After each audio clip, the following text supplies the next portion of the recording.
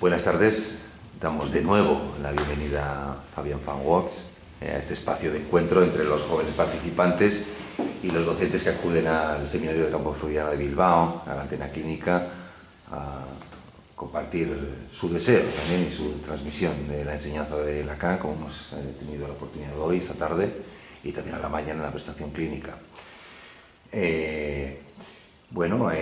Fabian Fan Works es psicoanalista en París, ha sido AE durante el 2015 al 2018, miembro de la École de la Cause Freudienne y dirige en este momento la revista, si no me equivoco, y también de la doctor en psicoanálisis por la Universidad París 8, doctor en psicología clínica y psicopatología por la Universidad de Rennes, máster de conferencia del Departamento de Psicoanálisis de la Universidad de París 8, de Psicología Clínica y psicólogo en la Universidad de París 5. Así que, buenas tardes. Buenas tardes.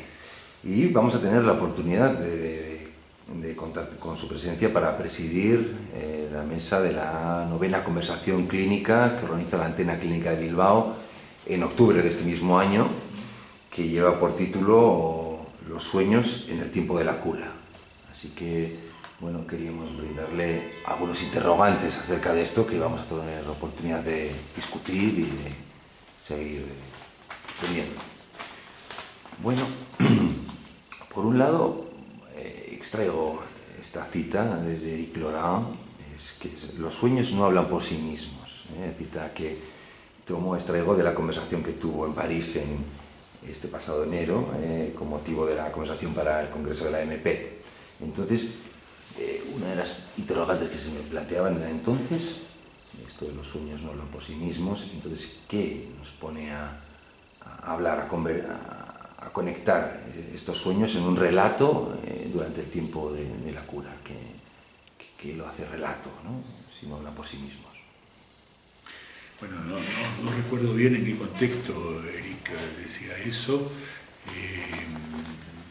Es cierto que la formulación es enigmática, parece casi tautológica, ¿no? Los sueños no hablan por sí mismos, porque efectivamente lo que introduce el psicoanálisis desde la interpretación de los sueños es que efectivamente hacen falta las asociaciones del soñante para interpretar el sueño, digamos, ¿no? Ahí donde Freud decía no hay libro de los sueños, y justamente porque sin la asociación, digamos, de idea del analizante no se sabe qué dice el sueño, digamos, ¿no?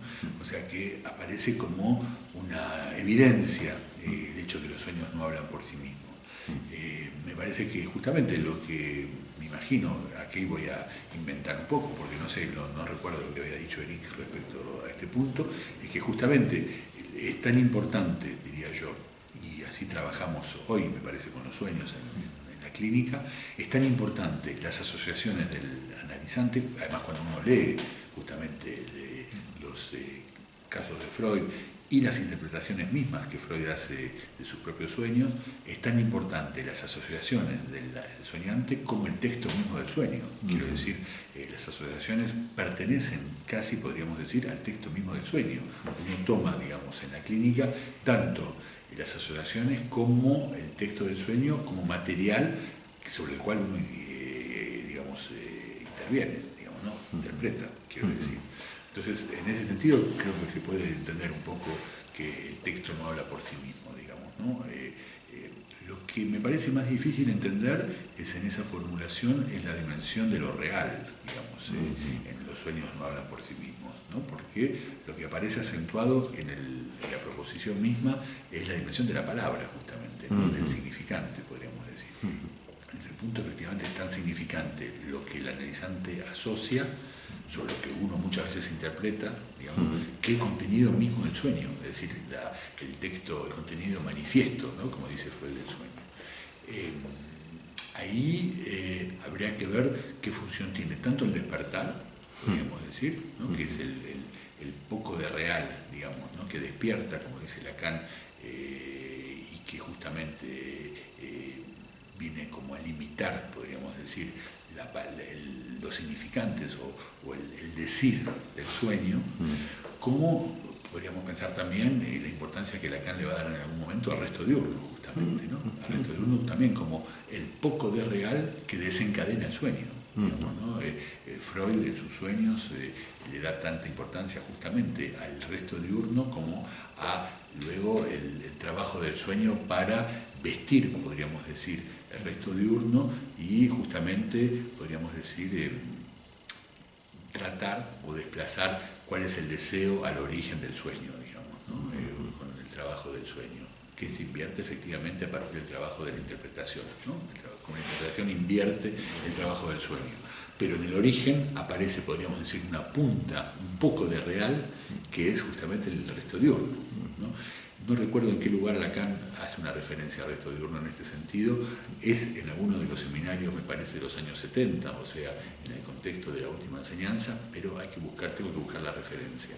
El despertar creo que ya ha sido más trabajado, digamos, en nuestro medio. Carolina Koretsky, por ejemplo, ha escrito un libro muy interesante sobre la cuestión.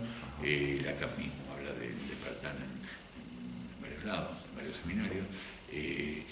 Creo que ya es una cuestión que venía más clásica, diría yo, en el lacanismo mismo, digamos, ¿no? La doxa lacaniana, si uno puede expresarse así. Entonces, bueno, no sé, creo que la cuestión es ¿qué lugar le damos a los sueños hoy, digamos, ¿no? Creo que es un poco ese la apuesta del próximo congreso de la AMP. Creo que, bueno, en mi clínica el lugar es muy grande, digamos, ¿no? De los sueños de los analizantes, la mayoría de las veces, aunque no son psicoanalistas y no conocen, no han leído por ahí el psicoanálisis, a veces alguna referencia conocen, digamos, han escuchado o les han dicho o han visto, no sé, en alguna película, quizás en la televisión, que efectivamente los sueños cuentan y traen espontáneamente sueños, digamos, cuando no es uno mismo, efectivamente, el que los incita a hablar a veces de sus sueños. El sueño tiene todo su lugar todavía en la clínica, quiero decir, como lugar, digamos, de verdad, como vía regia, ¿no? De acceso al inconsciente, sigue teniéndolo. Lo que me parece cambia un poco es la intervención del analista, quiero decir, las interpretaciones son más, ¿cómo decir?, más claramente del lado del equívoco, me parece. Creo que intervenimos más, en fin, hablo en plural, pero habría que hablar en singular, ¿no? Pero creo que nuestro medio, marcado efectivamente por la lectura que Jacques Alain Miller ha hecho de la última enseñanza de Lacan, estamos más marcados justamente por la interpretación del estilo del equívoco, digamos, tal como Lacan la introduce al final de su enseñanza en los años 70, entonces creo que efectivamente toma claramente ese estilo, digamos, ¿no? Entonces por ahí es muy escueta, es muy reducida, digamos, ¿no?, la interpretación. En fin, no sé si ha sido mucho más desarrollada antes, pero quiero decir, el estilo de la interpretación es minimalista, digamos, ¿no? Porque creo que todo el último Lacan es minimalista, ¿no? Y lleva a eso, digamos, ¿no? Lacan. A partir de ahí, bueno, creo que el tratamiento mismo toma un estilo nuevo, me parece, pero creo que efectivamente los sueños siguen teniendo, digamos, una importancia fundamental. Podríamos incluso decir que la lectura que Jacques Alain Miller ha hecho del Spartan-Labs introduce justamente la cuestión del inconsciente real, ¿no? La diferenciación entre inconsciente real e inconsciente transferencial. Creo que eso determina la lectura y la interpretación que hacemos de los sueños tomados del lado del inconsciente transferencial, no en el comienzo del análisis. Quiero decir, no podemos negar que una vez que, digamos, esta distinción está hecha y cuando, por ejemplo, uno ha hecho la experiencia del pase, donde se ha interesado justamente en distinguir en su recorrido, en ver que hay sueños que se sitúan más claramente, yo he hecho ese trabajo, ¿no? En mis testimonios, algunos sueños más claramente del lado del inconsciente real. Creo que eso lleva ya a un tratamiento, ¿cómo decir?, más minimalista, diría yo, claramente minimalista, de los sueños, digamos, que se sitúan en el inconsciente transferencial, ¿no? Aventuraría, digamos, esta hipótesis, ¿no? poco leyendo rápidamente cómo trabajo con analizantes que recién empiezan en análisis y que no son analistas, digamos, ¿no? Creo que efectivamente hay claramente un estilo mucho más marcado, digamos, ¿no? Por la perspectiva del inconsciente real, digamos, ¿no? Aún en el comienzo de los análisis, porque es muy difícil hacer abstracción, digamos, de la última parte de la enseñanza de Lacan y el ultimísimo Lacan en el comienzo de un análisis. Y creo que además es interesante ver esos entrecruzamientos, digamos, ¿no? Entonces me parece que este estilo, digamos, minimalista, equívoco, en el tratamiento, diría yo, o en la interpretación, ¿por qué no?, de los sueños, es bastante marcado. Sí, también esa pregunta, o me hace pregunta también este momento, como dices tú, de comienzo de un análisis o de el que el inconsciente, vamos a ver, hay un saber en el inconsciente, ¿no? Entonces, claro, ¿cómo deviene ese lugar que le vamos a dar de saber al inconsciente, ¿no? También podríamos, bueno, se me hace pregunta. Sí, sí, ¿no? sí, es muy importante lo que tú señalas, porque efectivamente el inconsciente real produce más bien una devaluación del saber, digamos, ¿no? El saber se presenta, Miller introduce ese término comentando l'esprit dans l'abs, en el prefacio a la edición inglesa del Seminario 11, una devaluación del saber como elucubración, el saber mismo, digamos, sobre justamente el inconsciente real. Creo que además el término mismo de la una equivocación, ¿no?, l'imbévu, por el cual Lacan traduce justamente al inconsciente en el seminario sobre l'Insu, es una traducción, digamos, del inconsciente real, ¿no? Es decir, el inconsciente reducido justamente a su estructura minimalista, es decir, de corte, de iancia, que supone justamente la existencia misma del inconsciente, digamos, ¿no? Con esa, podríamos decir, ironía, ¿no?, que introduce al hablar de una equivocación para nombrar lo que había llamado antes formaciones del inconsciente. Para mí es una ironía, digamos, similar al que introduce con el escabel para hablar de la sublimación, ¿no? Es decir, cuánto se eleva la sublimación, y se eleva a la altura de un escabel, es decir, muy poco. Quiero decir que hay un Lacan, el último Lacan y el ultimísimo Lacan es un Lacan minimalista, claramente, el síntoma reducido a un acontecimiento de cuerpo. Y bueno, entonces el inconsciente reducido justamente a la una equivocación es el inconsciente real, justamente. Y bueno, como el inconsciente real permite justamente, como orienta, de hecho, el trabajo sobre el inconsciente transferencial. Creo que vamos a tener que articular esto más bien para el próximo congreso de la MP, es decir, cómo efectivamente esa dimensión del otro, digamos, ¿no?, que aparece en el inconsciente transferencial, uno, ¿cómo decir?,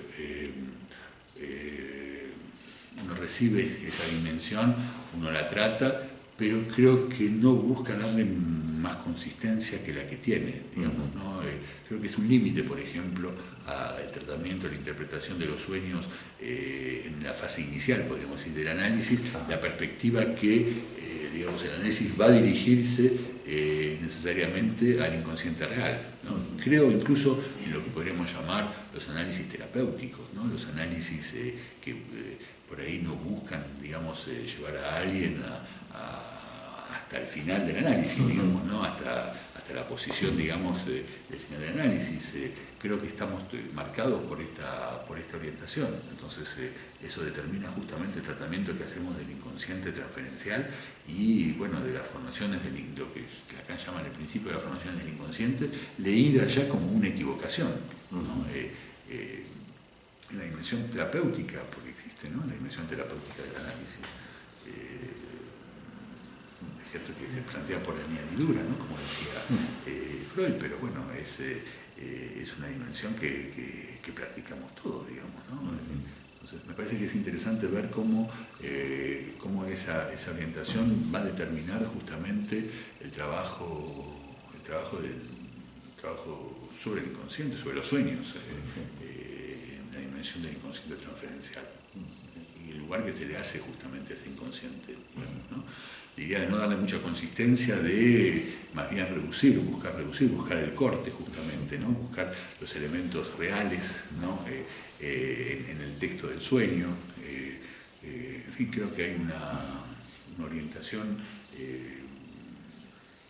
muy claramente marcada por el inconsciente real que se puede, digamos, ¿cómo decir? Traducir, se puede declinar en la dimensión, podríamos decir, del inconsciente transferencial. Es algo que hoy escuchábamos también en su clase sobre literatura, también de Lacan, ¿no? Como en este momento está discutiendo con Derrida, ¿no? Ante la idea de ese blog maravilloso, ¿no? Por así decirlo, que no se trata, ¿no? Se trata de una cuestión que no cesa de no escribirse, por tanto los sueños no van a poder escribir realmente algo, ¿no? Sería más bien apuntar a otra cuestión, ¿no? Bueno, no estoy tan de acuerdo con eso, porque me parece que justamente la dimensión del inconsciente real que aparece en el final del análisis más bien se interesa justamente en lo que se escribe, lo poco que se escribe, diría yo. Es cierto que no cesa de no escribirse, es cierto que hay un real, digamos, en el inconsciente real mismo, y que lo real del inconsciente real es que justamente no cesa de no escribirse, pero eso no quiere decir que no haya algo que se escriba, y creo que justamente los sueños, la función de los sueños en el final del análisis es la de producir un escrito, digamos. Podríamos decir, comenzar a producir un escrito sin que eso cese de escribirse, porque en realidad no cesan.